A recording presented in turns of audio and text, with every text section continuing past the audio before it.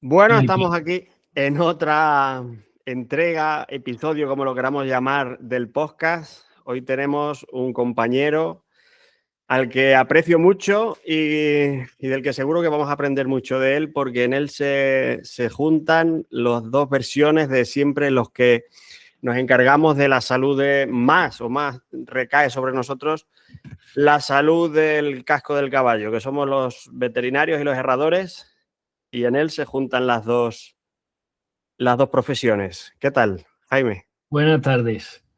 ¿Cómo Pues estás? nada, espero cumplir las expectativas, que al menos con que alguien se vaya con un poquito de feedback positivo o negativo, al final todo enriquece. Pues yo me doy por contento. No dejar indiferente es lo importante. Bueno, sí, seguramente que la mayoría de la gente ya te conoce, pero si te quieres presentar un poco Ujú. para cómo te gustaría que te conocieran. Pues soy mi nombre completo, Jaime Marco García, vivo en Murcia, me licencié por Murcia. Y soy padre de un hijo, marido, y tengo mi negocio en el que lo dedico exclusivamente a la podología equina, lo que conlleva todo lo que sea tratamiento veterinario y de herraje relacionado con la podología. Y bueno, pues sí suelo ver cojeras también, relacionadas pues sobre todo de carpo y de tarso hacia abajo, principalmente. No solo diagnóstico, todo lo que implica el tratamiento de una cojera también. Y luego aparte, pues tengo la vertiente docente y estoy como profesor en la UCAM, en la Universidad Católica San Antonio, aquí en Murcia también. Muy bien, por si te sobraba tiempo, ¿no? Porque si sobra algo de tiempo. Y por si te sobra más tiempo, tú te especializas exclusivamente en cojeras de Carpo carpo y y tarso tarso. hacia abajo, de reproducción y otro tipo de Nada. cosas, nada. Nada, terminé mi formación clínica en 2017.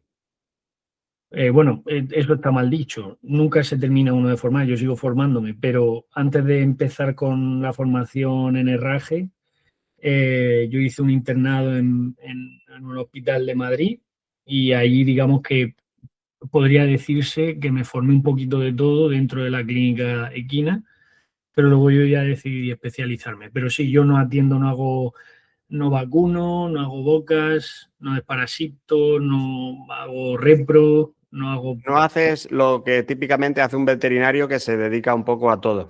Ujú. Al final, como quería enfocar mi profesión, era que, que hubiese la libertad sin competencia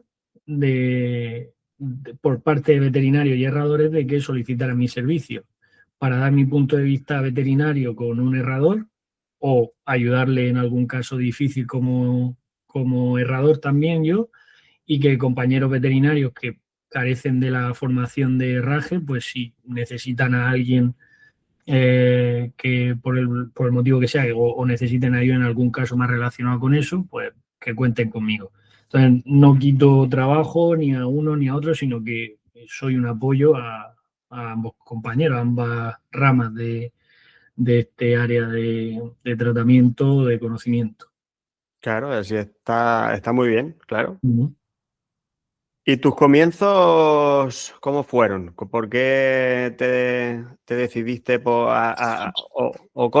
cómo te llevó la vida a ser lo que eres? ¿Fue decisión tuya o fue una serie de circunstancias? Pues la verdad es que en mi familia no hay ningún veterinario ni nadie con caballo. Mi tío tenía burro. De hecho, sí, ya no tiene. Tenía.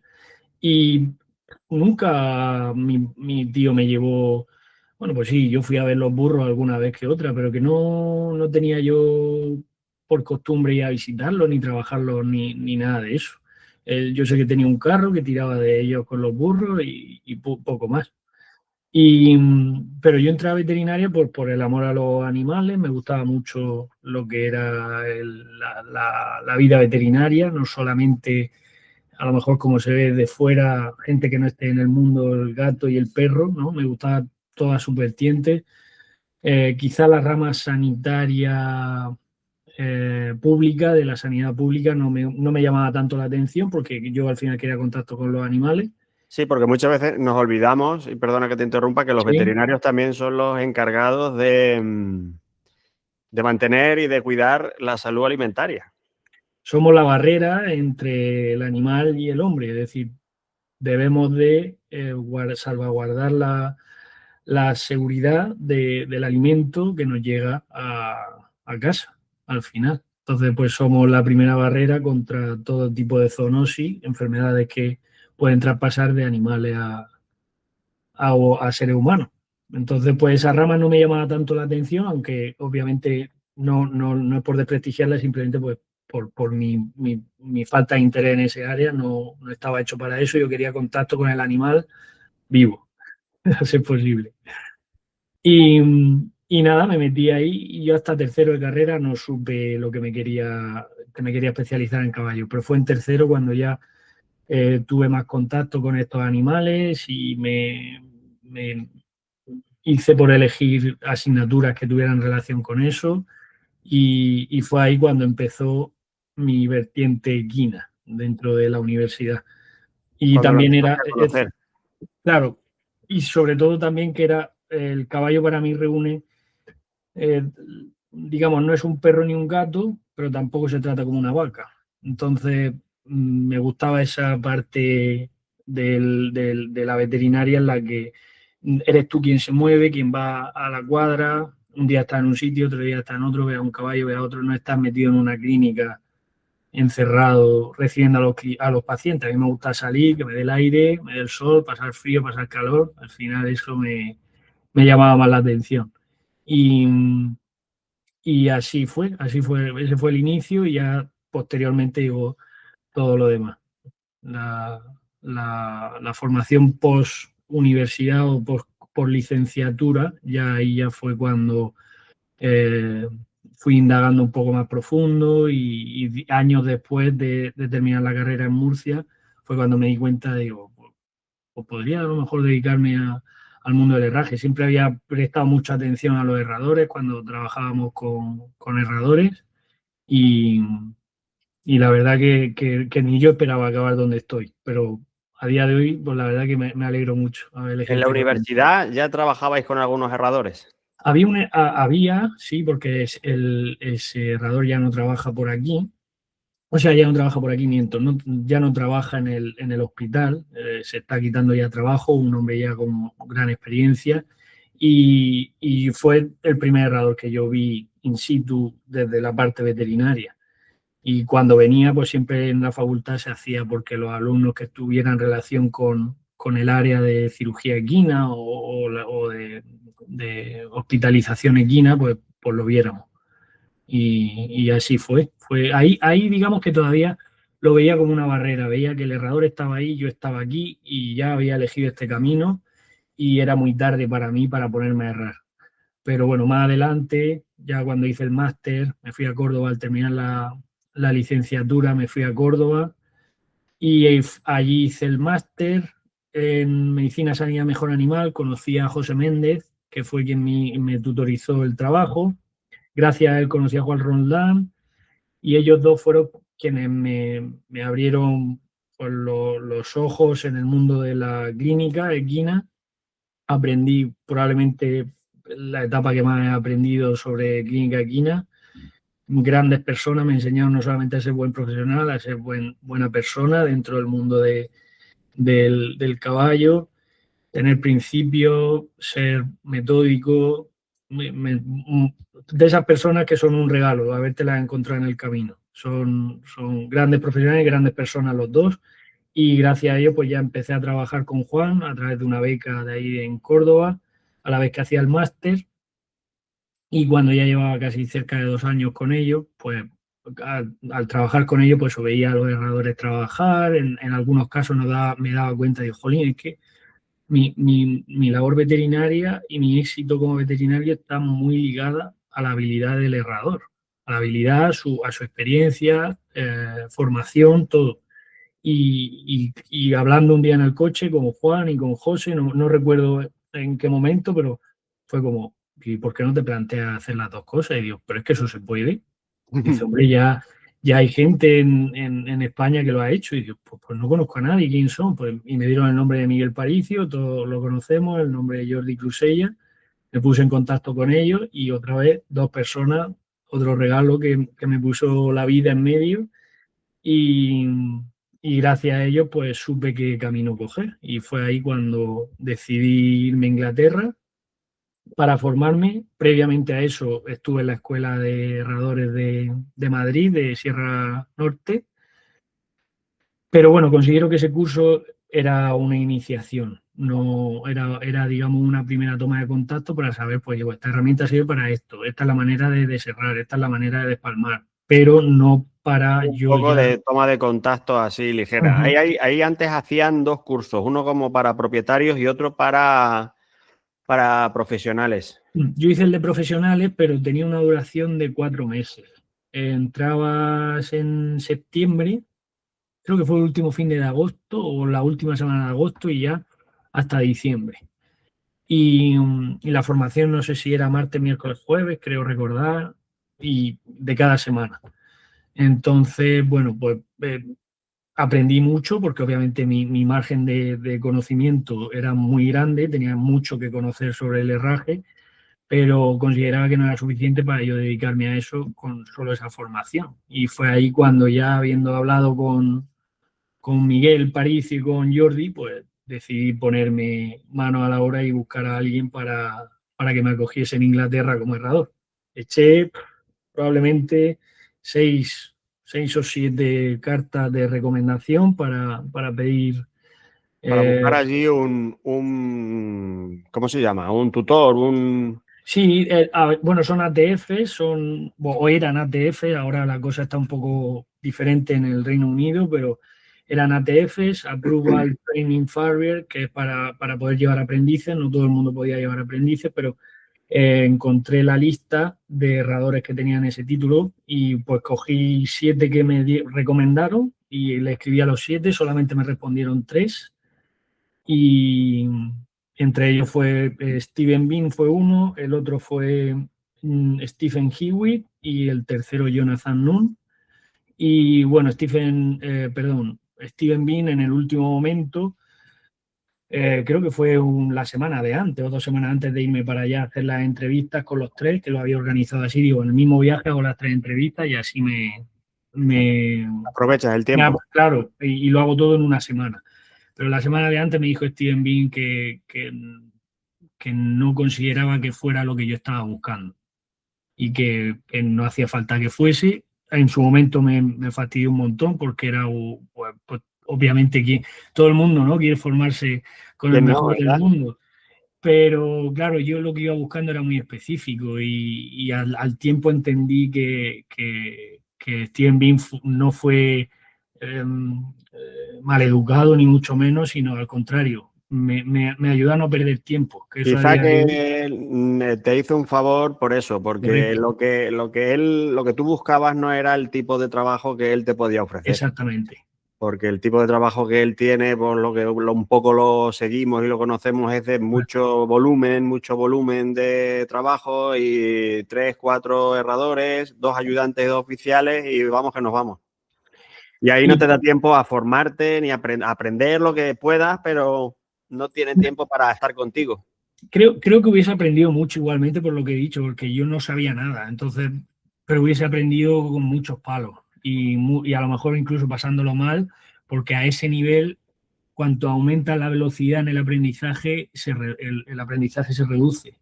Entonces, el aprendizaje tiene sus tiempos y la verdad que a posteriori es cuando lo sabes. Pero en ese momento te dices Steven Bean que no y dices tú, joder, qué bajón, ¿no? Que ya de primeras cuento con un no y ni siquiera me ha visto.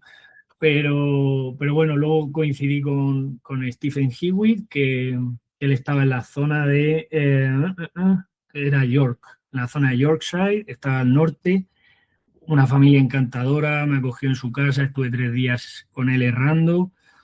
Me encantó la experiencia, pero hacía mucho caballo de carrera. Y al final yo buscaba un poco variedad, para no encajonarme en un solo sitio. Tenía algún caballo de salto, algún caballo de doma, muy pero muy poco. El 90%, 80% de su trabajo era caballo de carrera. Y luego con Jonathan Null sí que tuve la oportunidad de aprender más.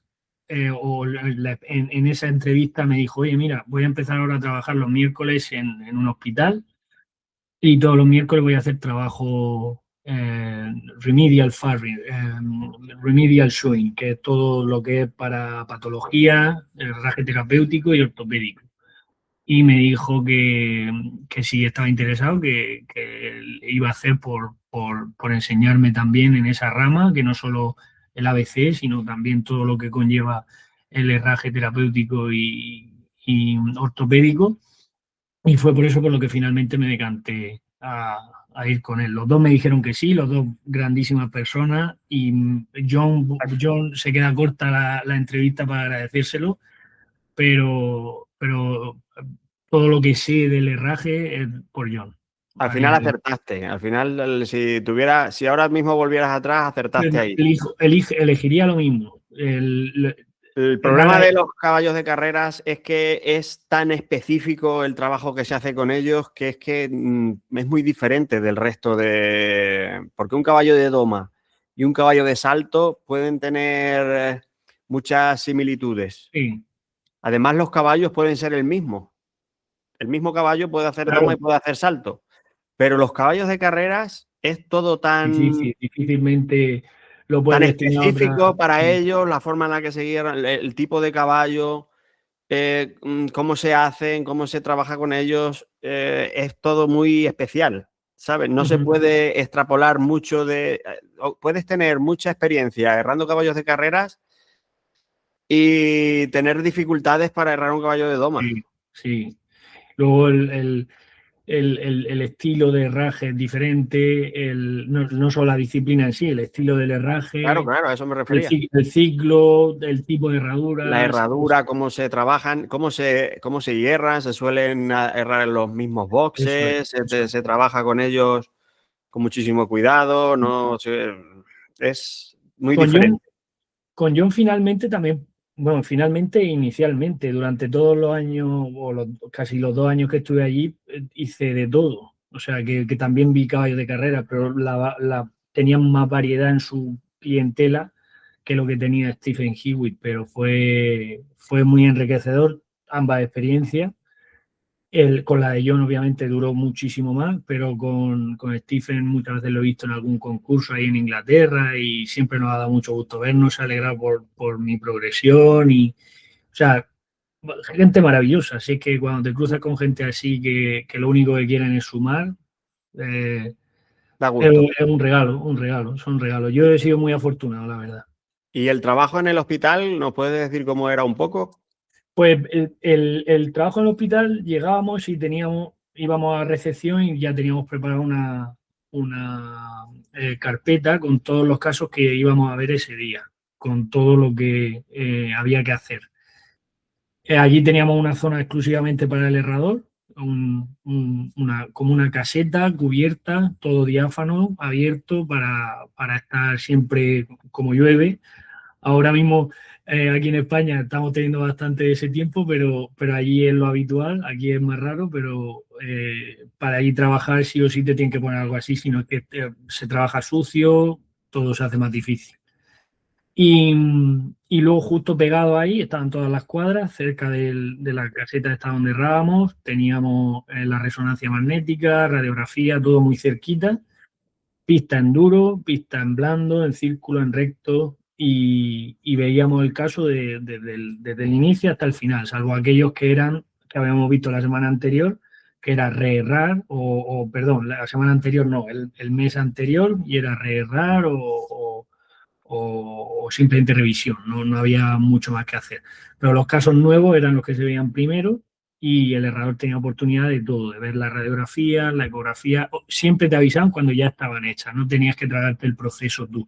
No que, oye, ahora este caballo está para radiografiar, vale, pues tú mientras te pones con nosotros hacemos radiografía, cuando estés listas te llamamos, vienes, las ves, decidimos qué hacer y siempre en equipo. Por lo que estás diciendo, lo más cercano a lo ideal.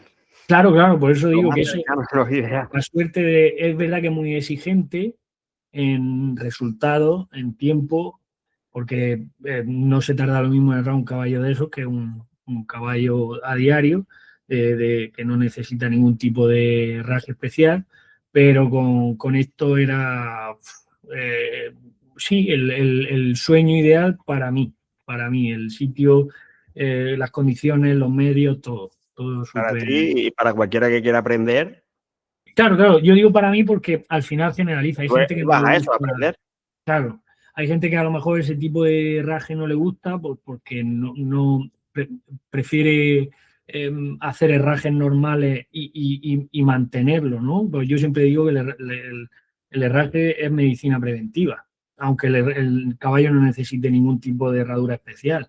El herraje y el recorte, me refiero si es un caballo descalzo o si es herrado y es medicina preventiva, aunque no estemos haciendo nada especial. El herrador siempre está previniendo el fallo, siempre Siempre. previene el fallo antes de que ocurra. Unas veces lo conseguimos con mayor éxito, otras veces con menos, pero casi siempre vamos con eso. Pero que hablo de que ese es mi sueño porque entiendo que no todo el mundo le gusta trabajar así, pero cualquiera que le interese ese mundo del herraje terapéutico y ortopédico es una maravilla trabajar ahí, porque cuentas con gente que sabe trabajar en equipo y porque tiene todos los medios necesarios. Y entonces, después de tu experiencia en Inglaterra, te vuelves para aquí, a España, ya empiezas a trabajar por aquí. Hice el examen allí, el diploma de la Worshipful Company, que digamos que es el título básico para ser herrador allí. Allí son 4 años y un poquito más, pero bueno, 4 años para acceder al examen, son 4 años de aprendizaje. Pero yo, Eso para que quede claro, para ser herrador. claro, para ser herrador.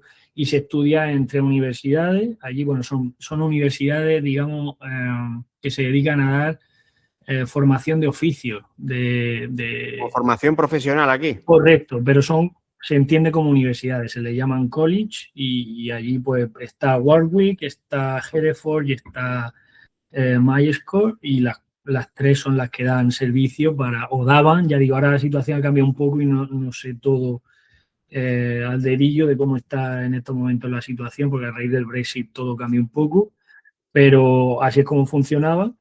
Y, y entonces eso, después de esos 4 años hace un examen que se compone una parte oral, otra escrita y otra práctica.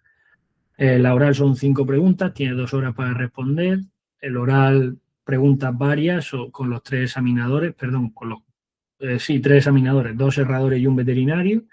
Y la parte práctica de herrar medio caballo, normalmente el mismo lado, en mano y pie con herradura y pues puede ser estampa plana, 3/4 de ranura o cóncava. Y esas son las 3 partes. Yo aprobé el oral, saqué muy buena nota en el oral y en el teórico. La práctica me quedó la mano corta. El pie me salió muy bien y la mano, lo que es la herradura, cubría al talón. Entonces se veía un herraje muy pequeñito, muy comprimido. No pasé, esa es la conclusión. No pasé en la parte práctica. Qué coraje da eso, ¿eh? Claro, a- Qué... ahora cada día que salgo a errar me pesa ese día, La pero mayoría de las... No sé, no sabría decir un porcentaje, pero la mayoría de los suspensos en ese tipo de rajes de exámenes, son por no acertar con la talla de la herradura. medición, medir, Medir compás, y regla y practicarlo. practicar. Y lo que te iba a decir antes, que no te quería interrumpir, es Sí, que ese modelo es el que han tomado como referencia, han copiado prácticamente, porque para el Eurofarrier. es el mismo que el que hacemos nosotros aquí en otros países como Eurofarrier. Uh-huh. Se cogió la misma estructura, casi creo que mismos contenidos y no los mismos, para examinar en la parte teórica y oral. Y creo que la cóncava no es requisito, es lo único que cambia, ¿no? En el Eurofarrier. No se hierra con concave porque por la dificultad de conseguirlo, pero te pueden pedir una fully fuller, creo. Vale, sí, Recordar. sí. Entonces, bueno, pues no pasé esa parte, la parte práctica no la pasé.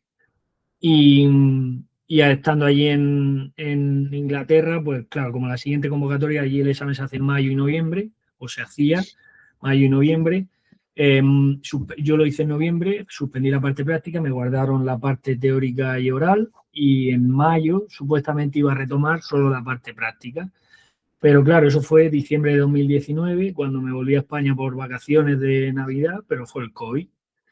Entonces ya pues todo se destartaló, como ya sabemos, y bueno, pues entre mi situación personal posterior en esos años, con la empresa, con mi familia, etcétera, no volví, ya no se me guardó la nota del teórico y del oral, y pues ahora me dispongo a retomar el examen. Estoy haciendo el curso del asociado, de la titulación de asociado en Fénix y estoy, pues eso, uno de los requisitos para adquirir esa titulación, que es superior al DIP, es sacarte el DIP primero. Es como el nivel superior.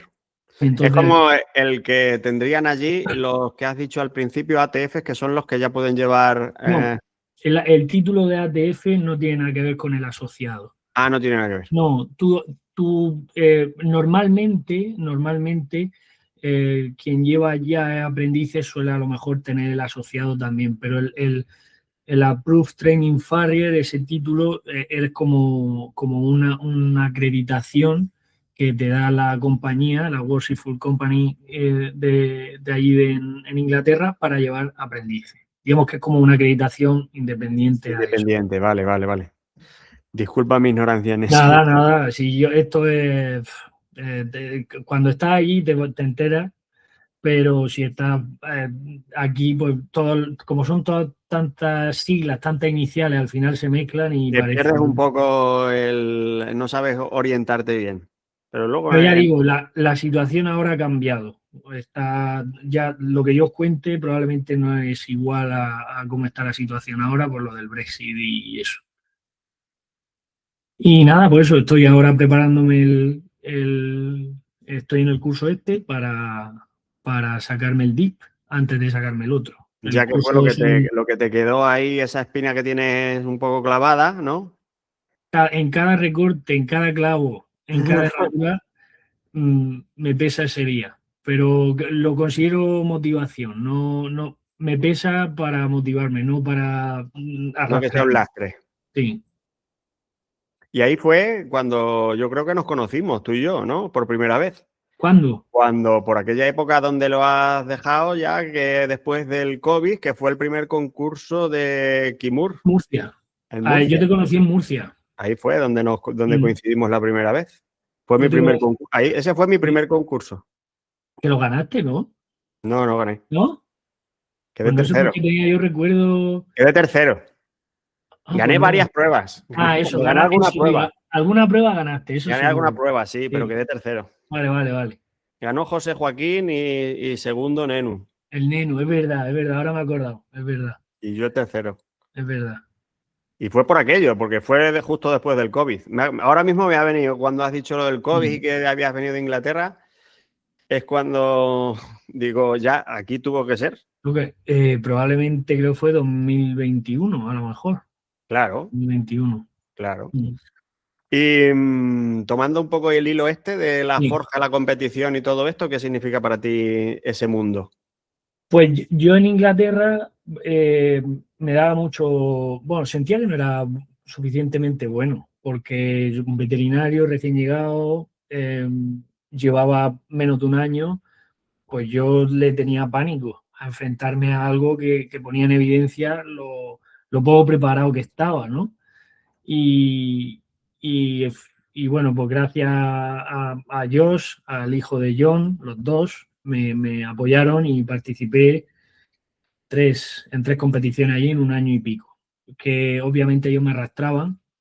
Yo no ponía mucho empeño, pero era sobre todo por inseguridad. Ellos eran competidores habituales. Sí, ellos competían mucho. Quizás compitieron menos de lo que les hubiese gustado, pero bueno, por motivos profesionales y de tiempo.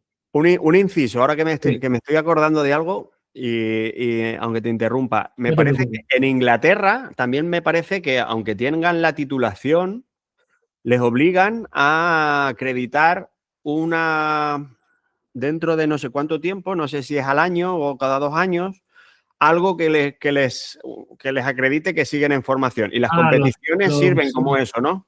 El CPD, los CPD es una aplicación en la que ellos tienen que ir subiendo toda la formación que hagan durante el año y le obligan a tener es que ya digo que no sé si ahora será igual, pero que sí que les iban a controlar, digamos, que estuvieran en formación continua. Entonces, hasta el punto de que si alguien no tenía en no sé cuánto periodo de tiempo nada, ninguna competición, curso o formación, podían llegar. Que no estaba, no sé en cuánto tiempo, no sé ni la cantidad, porque eso te da puntos, creo que te da una serie de puntos. Entonces, si esa formación no era un mínimo en un periodo de tiempo, que no recuerdo ni cuánto, ni tiempo, ni puntos, no sé cuánto era, sí, te podían cuestionar que siguieras trabajando. Pero lo he dicho como apunte de curiosidad de lo importante que es, aunque hayas tenido una formación, que es lo que tú has dicho al principio, que nunca dejamos de terminar de formarnos nunca, de que lo contemplan así, de que tú, vale, ya superaste el examen y todo, vale, pero si no sigues en la rueda y cada cierto tiempo te renuevas y estás y te mantienes activo en la formación, correcto, te revisamos, o como mínimo te revisamos, ¿no? A ver cómo estás. Hubo revuelo porque obviamente eso obliga y luego hay mucha letra pequeña. Oye, y si es que el errador, por el motivo que sea ese año, no está comprándose una casa y no puede invertir en formación, por lo que sea, ¿no? Entonces hubo un poco de revuelo con eso. No sé en qué quedó porque también pilló cuando yo me iba, cuando eso empezó a estar obligatorio, y ahora no sé cómo estará porque la gestión de todo esto ha cambiado de director o de, ¿cómo se dice?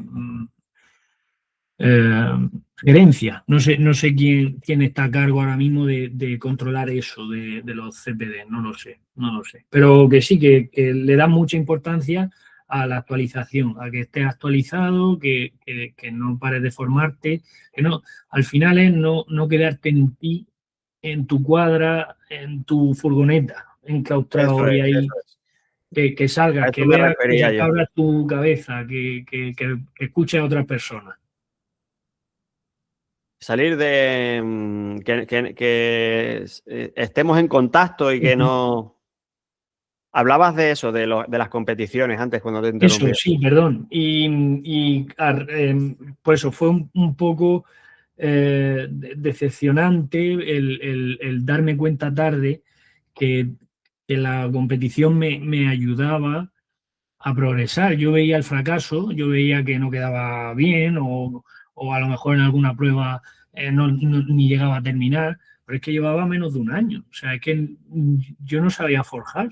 Yo en menos de un año pues, me metieron ahí a una competición, pero claro, eso que me hizo que en un año y 4 meses, que fue cuando ya me consideraron preparado para presentarme el examen, yo daba el tiempo y daba la calidad de la forja. O sea, que yo lo considero que en poco tiempo adquirí mucho, pero porque tenía 2 personas que me sacaban de esa zona de confort, pero si hubiese ido a más competiciones probablemente hubiese llegado antes, o si no antes, no, mejor, al mismo punto.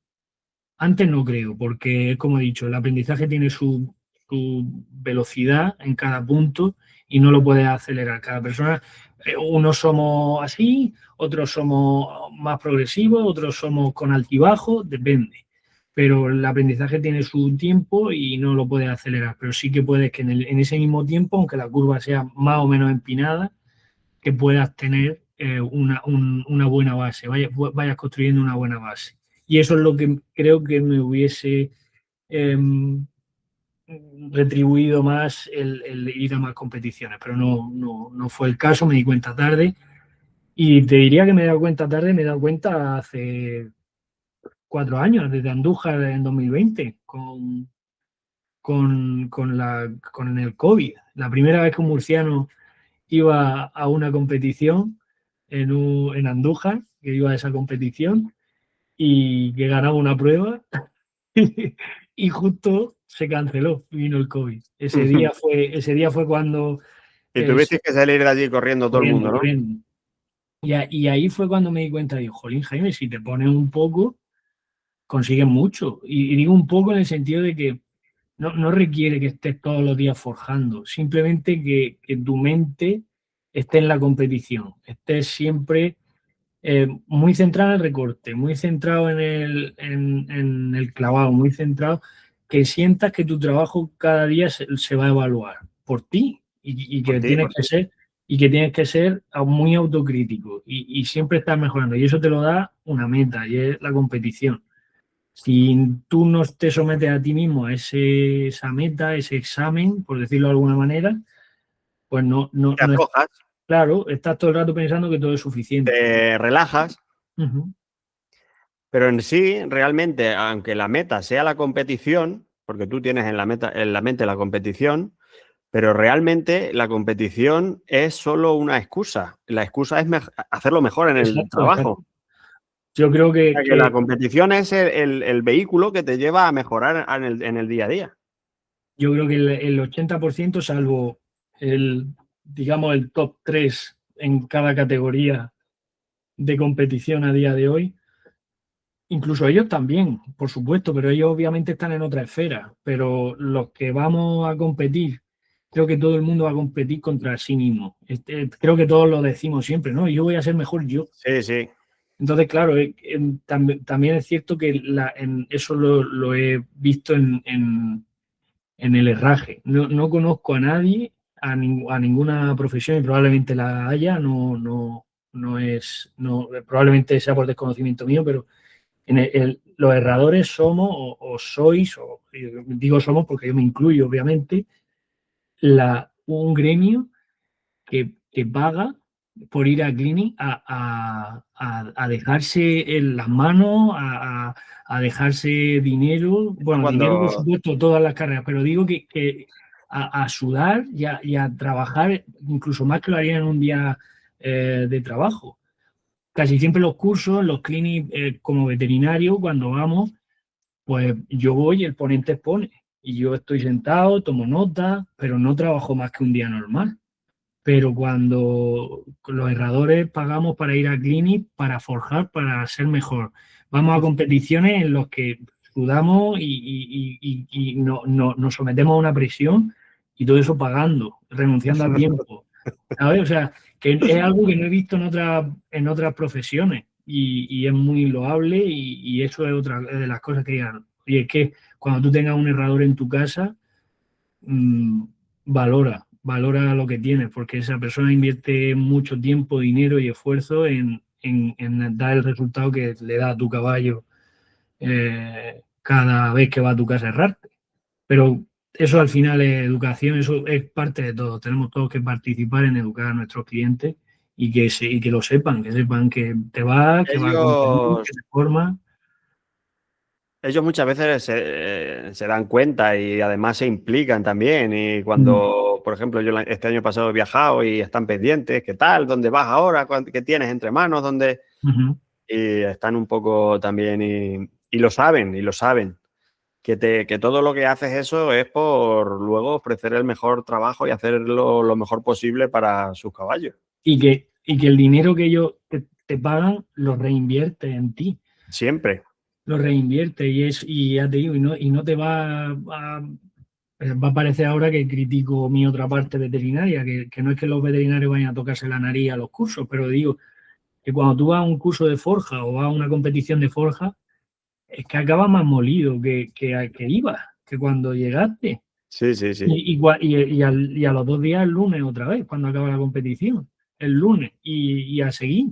O sea, que me parece muy curioso y muy loable que una profesión como la de los herradores seamos así, ¿no? Y lo hagamos incluso, o sea, es que lo buscamos, no es que lo evites, lo buscas e intentas hacer hueco en tu agenda, en tu familia, para poder ir a la competición, a gastarte el dinero, pero luego se pasa buen rato. Luego, pues, lo que decía en tu podcast, el último, bueno, el de hoy, no, el de ayer, con la competición, que es la cantidad de gente que conoces, el feedback de que te llevas de tu trabajo, de lo que ves de otros trabajos, yo creo que eso merece Es la pena. que lo que estás diciendo tú puede ser la parte mala, el gasto económico, el esfuerzo familiar también, los desplazamientos, el esfuerzo físico. Eso puede ser la parte negativa o la Pero parte mala de la balanza. yo la realzo más. Pero todo lo demás es bueno, todo lo más que se encuentra es bueno. Pero que no le quería dar connotación negativa, sino decir, joder, cómo somos, que a pesar de todo, cómo será de bueno, ¿no? Lo que te lleva, que a pesar de todo vas y lo A haces y pesar lo de pagas. todo, seguimos, ¿no? Sí. Y ya, fuera ya de la Forge, la competición, has dicho antes también que tienes tu parte también docente en la universidad. Uh-huh. ¿Nos Eso quieres contar? fue, no esperaba empezar tan joven en la docencia, pero yo sí sabía que yo no sé o dudo con bastante probabilidad que yo no llegue a los 60 errando. O quizás no considere que estoy lo suficientemente fuerte o preparado o ágil y rápido para estar debajo de un caballo.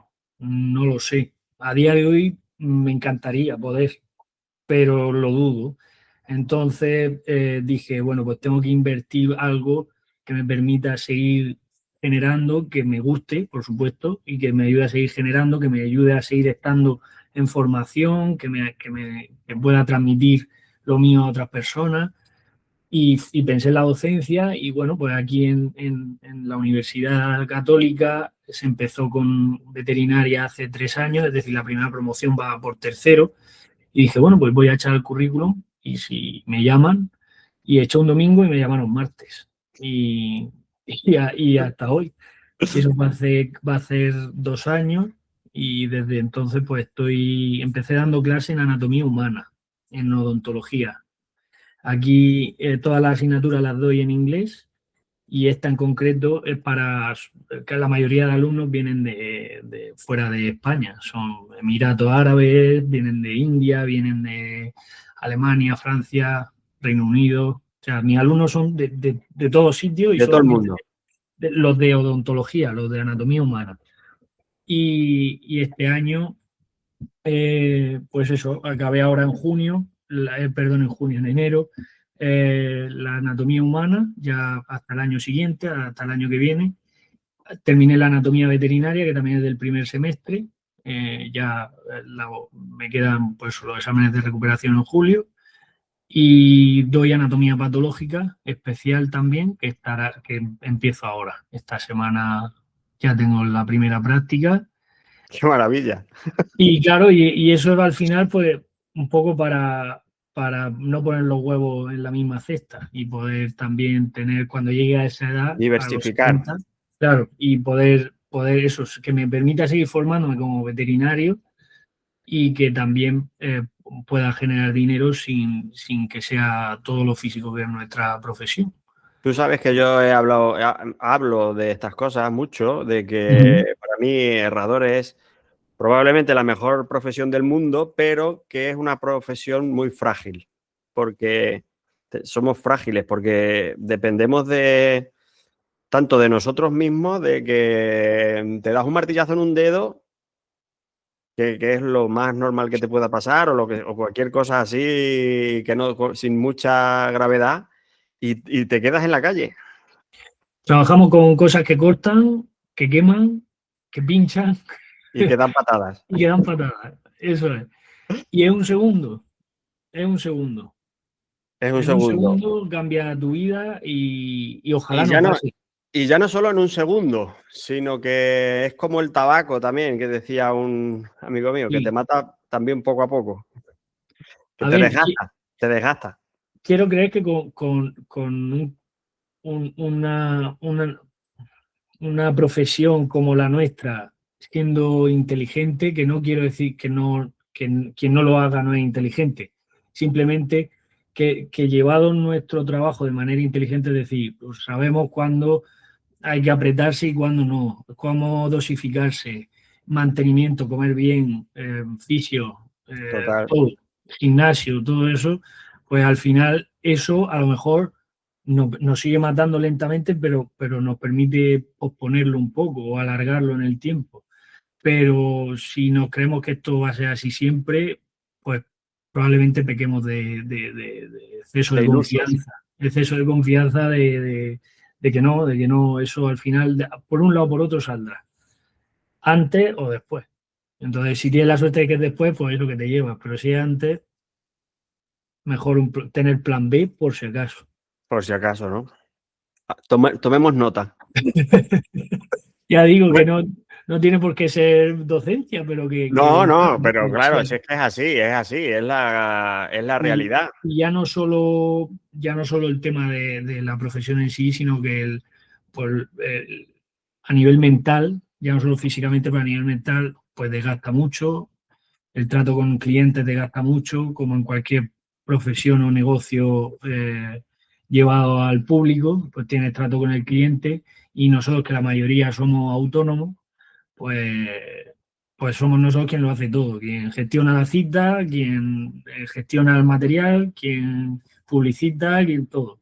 Hace facturas, Todo, las todo. envía, cobrar. Cobrar cuando se puede.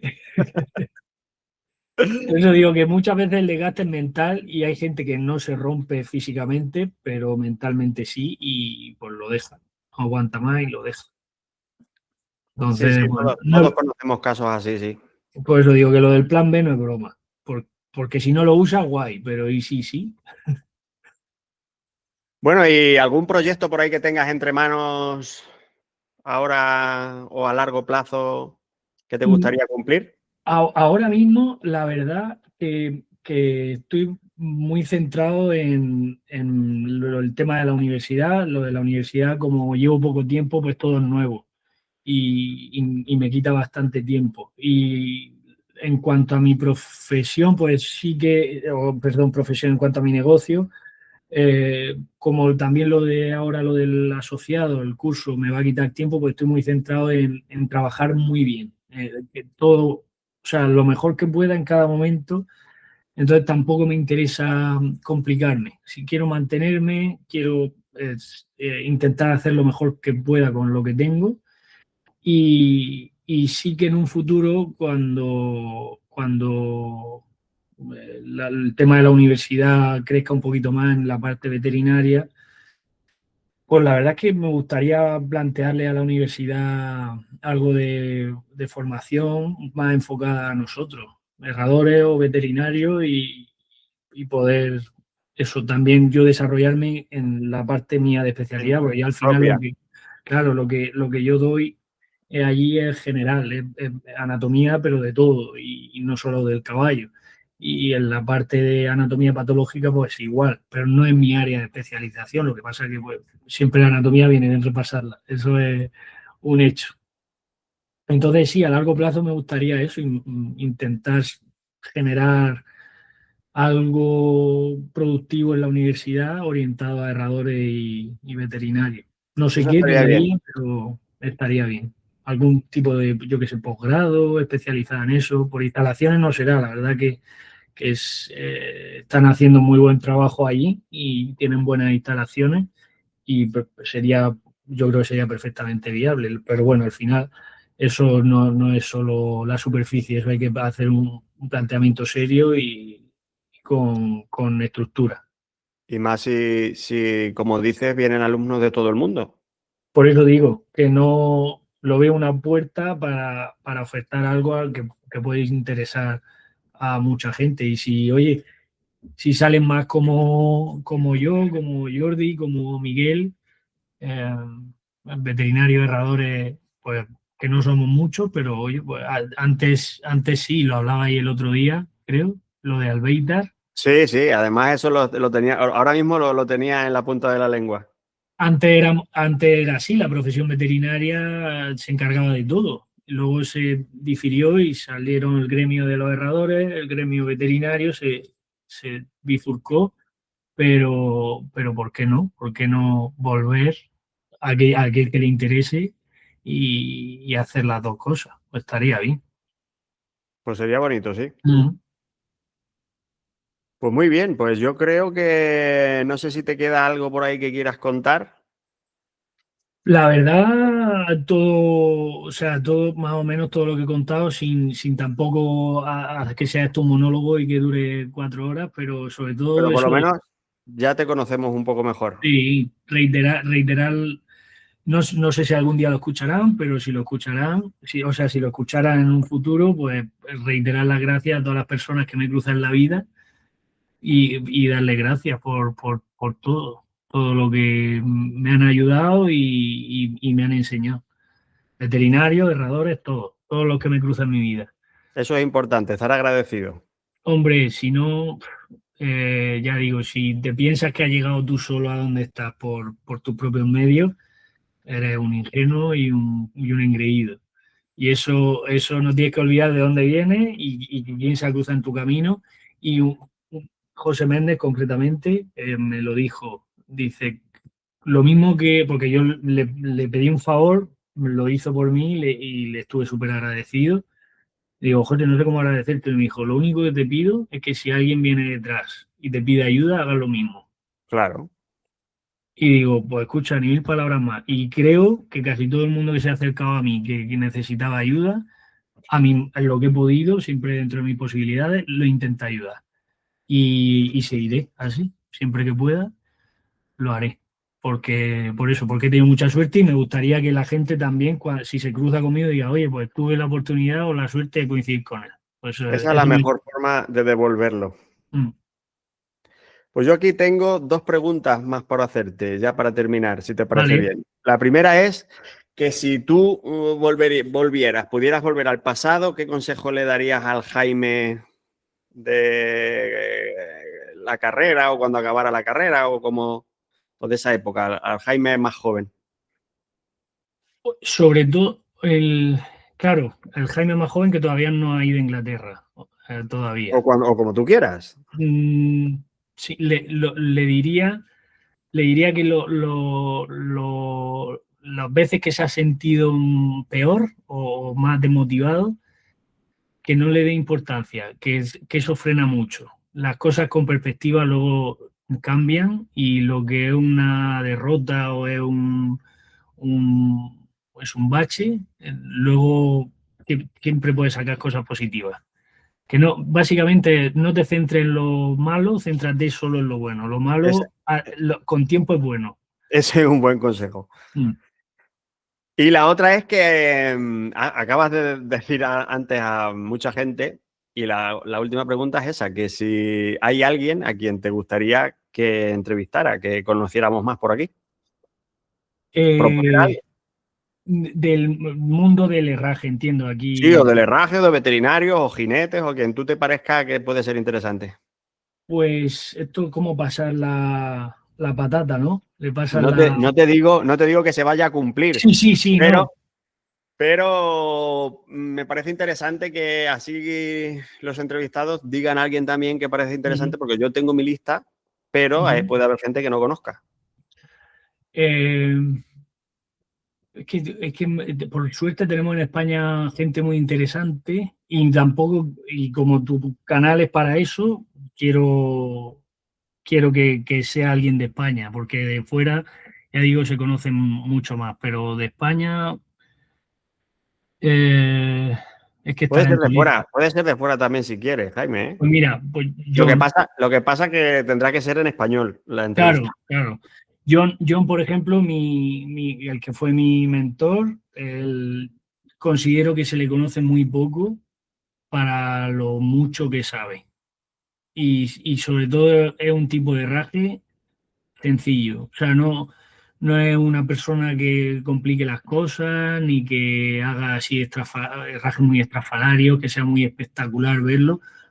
No, la sencillez y creo que en España no hemos tenido la oportunidad de conocerlo lo Pues suficiente. estamos hablando de Jonathan Nunn. Sí, Sí. Tomamos nota, tomamos nota. Mm. Además, el apunte este que es todo muy sencillo es que suele pasar y suele coincidir que todos los grandes profesionales coinciden en eso, Sí, en sí. que no Las hacen cosas son nada más, extravagante. las cosas son más sencillas de lo que muchas veces nosotros no planteamos y muchas veces en mantener lo básico bien, que no es fácil, el ABC, es suficiente. Pero eso, muchos patinamos con eso. Pues Así que muchas nada, yo eso, si tú, tiene que ser un hombre y puede ser de fuera, pues te diría él. Queda apuntado. Ok. Trataremos de hacer lo posible. También, a lo mejor tengo Yo que contar con tu encantado, ayuda. yo encantado de ayudar. Pues muchísimas gracias, Jaime. A ti, Isidro. La Muchas verdad gracias que por dar voz al herraje aquí en España.